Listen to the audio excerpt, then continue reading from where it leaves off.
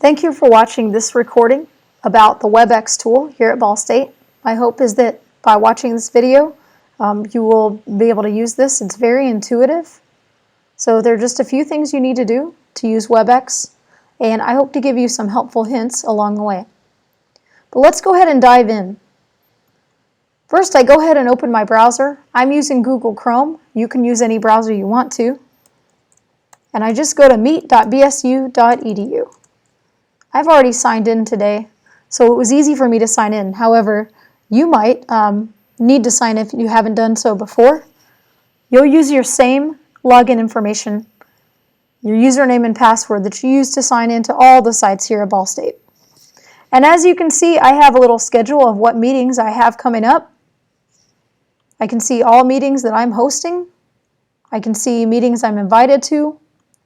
So it's very intuitive because it knows exactly what you're doing. I can also schedule a meeting ahead of time if I want to. So when you do what, this will become the subject line in your calendar, and I can decide who I want to invite. WebEx is nice because you can invite anyone with an email address to be a part of your web conference. You can also invite people who are not part of Ball State if they want to be a part of the web conference. So say I have a guest speaker coming into my class. As long as I know their email address, I can WebEx them in. So it's really quite a nice thing. So you just put in the email addresses of who you want to invite. And as you can see, it's linked to the Ball State email. So it was easy for me to find these people. If you want to, you can put in a password so that unless people know the password, they can't get in. There might be reasons you want to do that, but I'm not going to do that today. Then you can also choose record this meeting to record the meeting in its entirety. However, if you don't do it here, you'll have another chance to record it later, and I'll show you where that is within WebEx. I'm going to go ahead and cancel this. Because the other option besides scheduling ahead of time is if you just want to meet now. So say Dan and Angela and I have been on the phone together and I say, hey, let's go over to the web. I need to show you something on my computer. I can just do meet now and invite them. So I do just the same thing. I enter their addresses and I start. And as you can see, the window popped up right behind. And so I want to just make my WebEx conference here my main window. And I'm going to go ahead and start my video. However, there might be an issue. You might think that, oh, WebEx isn't working because you can't hear anything and they can't hear you. But what you need to do is call. You have to connect the sounds separately. So I chose to call using my computer, and now it's connected to audio. As you can see, it's green. If you wanted to call in using the phone, you can definitely do that using more and call in using the phone. So then you'd call this 285-MEET-6338, enter your access code and your ID number, and that ID number ties you to your phone. So as you can see, there's a little icon with a picture of a headset next to my name. If I'd called in using my phone, still connected to the web, it'd have a picture of phone.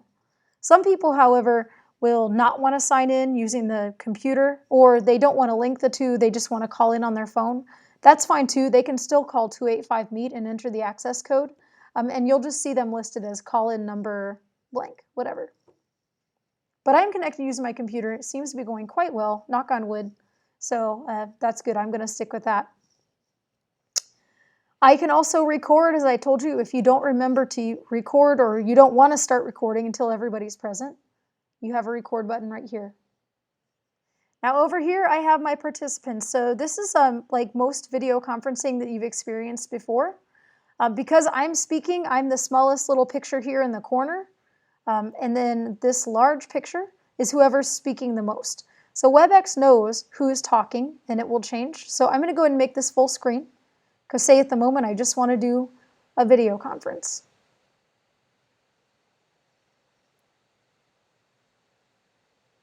There it is. So as you can see now, my biggest picture here is Angela, because she was the last one to talk. But Dan, go ahead and talk for me, please. Keep going. So as you can see, now Dan is the biggest picture because WebEx knows that he was the last one to speak. So it kind of knows. You can have a total of 5 tiles down here for video, but you can have 50 participants. But you can only see 5 webcams at a time, which is really better. If you had that many webcams, they'd be all really small. That wouldn't be good for anyone. So that is the basic function of the webcam and how that works. Now remember I told you that you can make different people the participant, you can make different people the host, but likely you want to retain your host access. The host is in charge of keeping track, basically keeping the order of the meeting. Who has the right to speak, who's showing their screen. The host is in charge. Especially if you're doing this class, you want to remain in control of host access. However, a little tip is if you are facilitating a large group and maybe it's the first time you've done it or you've only done it a couple times, it's not a bad idea to get someone you trust to act as the moderator and give them host privileges. That way they can just keep track of, if there are background sounds, they can mute those people. If there are issues come up in the chat, they can draw your attention to that, which I'll show you in a little bit. Because there's nothing worse than when you're on a conference call and someone's dog is barking in the background. So you can go ahead and mute a person. So if Angela had a lot of noise, she doesn't, but if she did, I could just click on this little microphone here to mute her. The presenter is the person giving content. So you might be the host and the presenter. You might pass someone else presenter rights. If you're using a tech moderator, like I said, you want to make the moderator the host and you want to be the presenter. So it's just a better way, just kind of keep that organized. So if I wanted to make Dan the presenter here, I would just hover over his name and see, I could just click here to make presenter. But I don't want to make him the presenter because I still want to show you my screen. So sorry, Dan. So that's pretty much the basic function of how you do the video, but there are a lot of things you can do. And the next function I want to show you is how to share your screen. As you can see, I'm still here on the Quick Start tab. If you go over to other tabs, it's okay. Quick Start will always be up there. And share screen right here. It's that simple. So by doing share screen, now I can share my computer screen. Remember, this is the website I had up. If I want to Google something and I want them to see, look what I found on Google. I can show them what I'm looking at. And then I can also annotate my screen. So that's kind of a neat thing. Look at this one. It's my favorite one. But you also probably have a lot of other reasons you would want to do this. Something kind of neat though is I can also share screen annotation rights with the other people in this meeting. So now Dan can draw on here. Go ahead and draw, Dan. Please. That was bossy. See, there's Dan. All right, Dan, you're done. Angela. I can just add people, right? And so all kinds of people can annotate now if they want to. And this is not actually on my screen, right? Because this is Google. You can't draw in Google. But this is just annotation over the top. This is really great if you have some files you want to go over. You see this bar I keep popping out because this is how I get my annotation tool up here. If I want to chat with someone, I can chat from here. I can see who's with me. So I can pop all these out. A good piece of advice is if you have more than one screen, go ahead and pop these windows out and then just scoot them over to another page. So I'll go ahead and record this. Say we got all this set up and this looks so good. Now I want to start recording my screen now that we've circled all the corgis. So I do recorder, click the button. It takes it a second and now I can start recording. So I can start this and stop this whenever I want to. But another thing I can do, maybe instead of my entire screen, I have a specific file I want to show. I can do that as well. So I just go over here to my files. Here's a PDF. And I'm just going to use this file. Now here's a note, if you have anyone using a screen reader, they won't be able to see this file in this view. So you'll want to send that to them via email ahead of time, just so that they can have an advantage and be able to see it with their screen reader because, like I said, they won't be able to see this at all. So it'll just help them succeed a little bit better if you give them the tools they need. So I have this file and I still can annotate. I have that right again. That would include typing. I can type whatever I want to. And just like before, I can share this with the other people in this conference and let them draw on it. So I gave Angela presenter rights, annotation rights, so she can draw in here too now.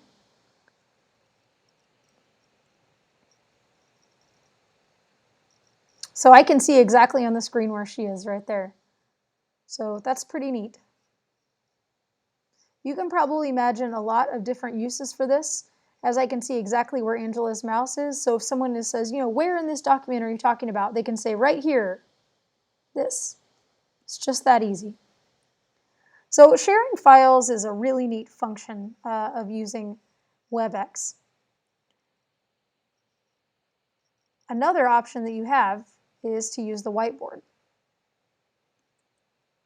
So, oh yeah, I'm sharing this full screen. I can still do that if I want to. But I want to go back. Now I'm done with this, we talked about this file, we're ready to move on.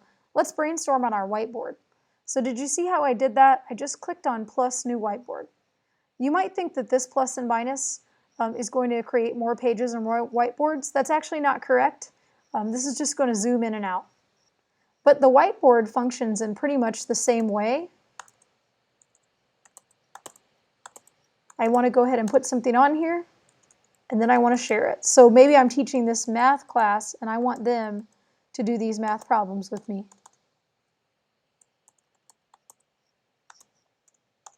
And if you want to, you can make your whiteboard ahead of time and using this save button, and then you can just open it.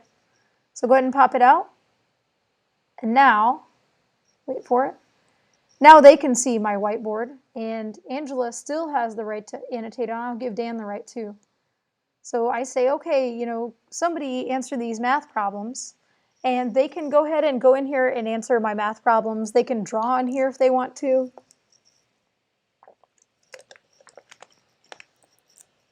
So see, they're getting it.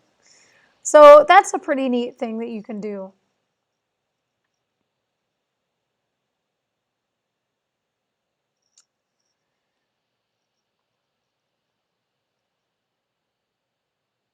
So another thing that you can do, if you want more whiteboard pages, you can do plus new whiteboard, and you can save any of these for your reference later. Additionally, I have a chat function, and I referenced this earlier when I told you you didn't want to accidentally send a private chat to someone. You don't mean to. But go ahead and chat in here, and you can select who you want to chat with. So you can choose anyone.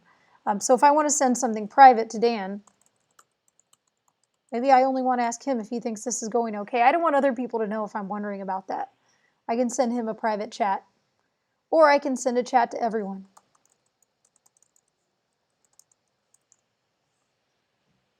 See, and he's chatting me back.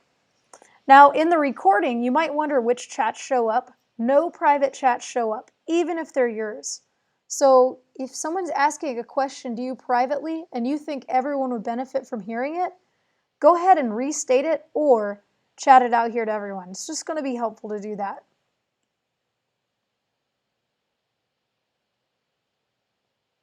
And as you can see, Dan and Angela are looking good. They are not sitting between a light source and the camera, so you can see them really clearly. They don't look shadowy at all. And everything in their background is appropriate, because obviously they're keeping in mind that I can see them as much as they can see me. Even if I turn my webcam off, I can still see them. So just keep that in mind, and you might want to make sure the people you're chatting with keep that in mind. Or rather, you're video conferencing with, keep that in mind. Okay, so did you see how my chat just turned red? It wasn't overly obvious, but it did. It changed colors. So now I know someone sent me a chat, and it was Angela. She said to everyone, "Hi, everyone." So that's why it's a nice idea if you can have someone help you as the host, because it's not super obvious when someone chats you. It's a little better if you're sharing your screen. So I'm going to go back to where I was sharing my screen. All right. So, oh, my corgis, they're back. So someone please chat me if you would. So I'm going along and I don't expect to chat in theory, but someone has a question they send me.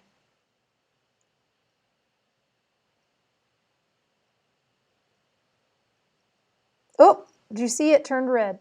So that wasn't super obvious. It's red and kind of flashing now, but you might miss that. So, yep. So it's a good idea to go ahead and have this toolbar and check it from time to time and make sure you're not missing any chats. or pop this out if at all possible. So that's kind of a neat thing. But I don't want to share my screen now. Another thing is if you get in here and you realize, oh shoot, I forgot to invite somebody, or I want to remind them, I hope they didn't forget, you can use this invite and remind function to remind them. So I get in here and I go, oh, I didn't invite Quessy. That's okay. I can just click on invite and remind. I know Quessy's email. And I just go ahead and send that. So it's just that easy. He's getting pinged in his email now, so he's getting a link to go ahead and sign in. So it's a really nice thing. Another tool you might notice up here is notes. These notes are private for me. I take my own notes. So those don't belong to anyone else, and I can save them afterwards. So that's pretty neat because each participant can have a little notepad right at their disposal that they can save at the end of the web conference. Those also do not show up in the recording. Now the next thing I want to do is show you how you would make a poll question. For some reason, which doesn't make a lot of sense to me, all of the options are on by default except for polling. So we want to go ahead and turn that on so I can send out a poll question. So I come up here to this little arrow and I do Manage Panels. I choose Polling and I add it. And now I just say OK. So they still don't see this yet. However, if you are using a PC or running Windows, this is going to look a little bit different to you than what you see here on my screen because Mac and Windows for some reason display this differently, but it works the same way. So if you're using a PC, this little open and save button, these two buttons I have here will be up at the top, and then instead of these question buttons, you'll have down here type of question. You do it the same way. I'm going to go ahead and add this add question.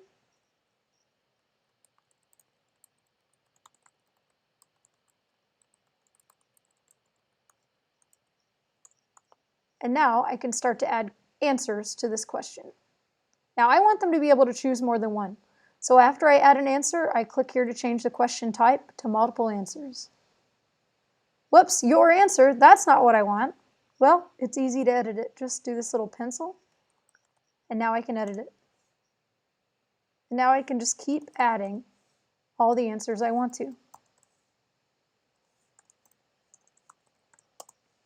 And I can release this poll. I can also save this poll for later if I want to do another web conference later and ask the same question.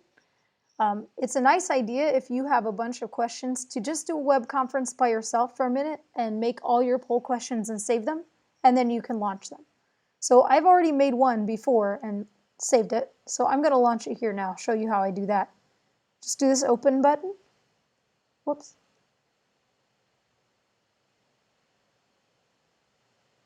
And I want to open this. So as you can see, I saved my poll. I can easily go back and open that later. But I'm ready to hear what my people are going to say about the answer to this question. So I do record individual responses because I'm nosy and I want to know what they're going to say. If you are doing this with a class or with a big group, you might want to be a little judicious about sharing the responses, but you can at least see them. Right now, they still don't see this until I open the poll by clicking Open Poll. And when I do now, this will pop up big on their screen. It will take over the other panels so that they can see, hey, there's a new poll question, you need to vote. And as you can see, it's easy for me to find out where they are in the progress. Okay, they're all finished. Great. So if I'm done with this, which I am, I can close the poll. And now I can decide, do I want them to be able to see the poll results? So you may or may not, depending on what question you asked, want them to be able to see it. I'll go ahead and share the poll results with them, but maybe I don't want them to see who voted what. So I just click Apply. And now they can see the overall results. But say I want to see the individual results. This is a link. So there we go. Looks like Angela likes fall, but Dan likes fall and spring. So I can see my results here. It's a pretty good way to keep track of that. And then I can also save that if I want to. I can clear all and ask more questions if I want to. So you see how easy it is to take a quick poll. This is really good because one of the major criticisms for doing things online versus in person is people say that you can't get the same kind of feedback. So now you can get good feedback because I can see my other people here that I'm talking with, and then I can also even ask them directly, do you know what I mean, or are you with me? So it's really neat to do that.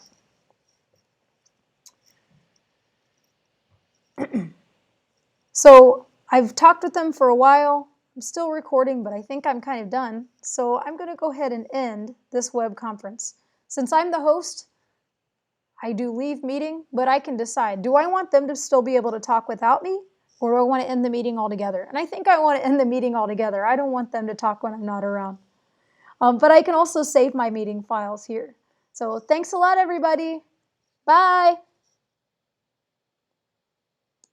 So now I've ended my meeting, and I have to wait a little, but my recording will show up. That's from earlier. Give it a little time. It'll show up. However, there's another way that you can use WebEx that I want to show you now, and that's personal conferencing. If I just want you to call in, I want to have a conference call with you. I don't necessarily want to use the computer. I can, but I don't have to. Or I want to call you, but I don't want you to have my phone number. Maybe we're a teacher and a student, but we need talking about an assignment. You can do this by setting up a personal conference. You can see I've set one up before. All you do is you click schedule. I'll make this 2 because that one was called personal conference. Make it on Friday, and I just enter in the names of the people I want to talk to. However, before, remember I kept this on WebEx audio because I want it to be fully online. Here I will select personal conferencing. So this is how they know who to call. And if I do schedule it, it'll go to his calendar. He'll have all the information he needs to call me. If you've used a conference bridge report before, this function is going to replace that. However, you have to set up your account the first time you do this. So I go up here to my account, and then right here, I would click on personal conferencing and enter the information. I've already done this. I don't want you to see my PIN number. So this is a screenshot of what it looks like, my PIN number blacked out. So you make up your PIN number, and then these are your personal access codes. So this is what you want to give someone. They'll call in that 285-6338, 285-MEET. Then they need to enter in this number, and that will connect to you. When you call, you need to enter in this number, 760-93028. That's my number. But whatever yours says is host access code, you need to enter that in, and then enter in your PIN number. What some people like to do is take this information and put it right in the notepad of their phone. It's very helpful to do that because if you're, say, I guess this is where my mind is. I'm on vacation at the lake. That's probably wishful thinking. But I need to call in for work really quick. I need to have a conference call with some people. I can say, hey, just call me at 285-MEET and enter in this access code. And we can talk to each other, and it's really quite handy. So that is a nice thing. So let's go ahead and talk about the recordings for a minute. This is the recording I just made. Notice it didn't take very long for it to show up here. And to watch that, I actually want to download the player. So that's an important part of it, is downloading the recording player. So if you see, I went to downloads, and at the bottom of the page, I have this right here. So you should know if you're on a Windows or a Mac, and select download the player, and then what will happen is when you're ready to see it, it comes up just that easily. So those are the ins and outs of using WebEx. For more information on good or best practices, please feel free to contact us here in iLearn. For any technical support, you want to call the Technology Help Desk at 285-1517. Enjoy using WebEx.